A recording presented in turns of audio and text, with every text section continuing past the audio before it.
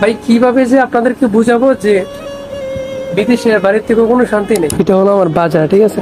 রোদ্রের তাপমাত্রা তো জানেনি যে রোদ্রের তাপমাত্রা কি পরিমাণ।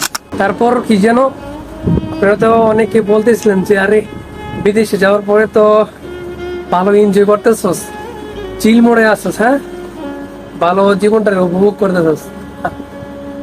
কেউ কি বলো অনেক শান্তিতেও আসছস, সব দিক দিয়ে ঠিকঠাক আছে, ভালো দিন কাটাচ্ছস। ভাই কিভাবে যে আপনাদেরকে বুঝাবো যে বিদেশের বাড়ির থেকে কোনো শান্তি নেই।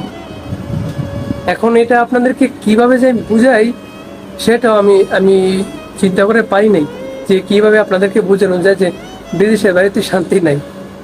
যদিও হাসাহাসি করি, ভিডিওর মধ্যে হাসি দিয়ে ভিডিও বানাই, কিংবা কোনো জায়গায় গেলে ছুটির দিনগুলোর মধ্যে ভালোভাবে থাকার চেষ্টা করি, নিজেকে শান্তিতে রাখা বা খুশি মনে রাখার চেষ্টা করি, ঠিক আছে। যদিও করি কিন্তু আসলে কিন্তু ওইরকম না। একটা ছবি তুললে ছবিটা কিভাবে করি, হাসি দিয়ে একটা ছবিটা তুলি যেন আমার ভিতরে কোনো কষ্ট কেউ জানতে না পারে। কিভাবে যে বুঝাই একটু দেখাই। হ্যাঁ, এখন আমি প্রায় 5:02, ঠিক আছে। এটা হলো আমার বাজার, ঠিক আছে। আমি সাইকেল দিয়ে আসলাম এখনই। রোদ্রের তাপমাত্রা তো জানেনি যে রোদ্রের তাপমাত্রা কি পরিমাণ।